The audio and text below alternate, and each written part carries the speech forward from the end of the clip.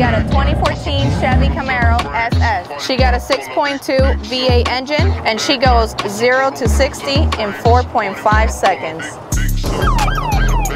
Standard front grille with our Federal Signal emergency package. We can't forget the halo lights and our fog lights. And moving on to the side, we got another emergency light up front, and we got our 20-inch Goodyear EcoSport tires, our State Trooper emblem, and we got the traditional black and tan with our Florida Highway Patrol sticker. And then we have our Star FHP, also known as Star 347. If you need us, give us a call. Our dispatch center is open 24/7. In the back, we have our standard reflective tape that all of our vehicles have on the bumper for visibility.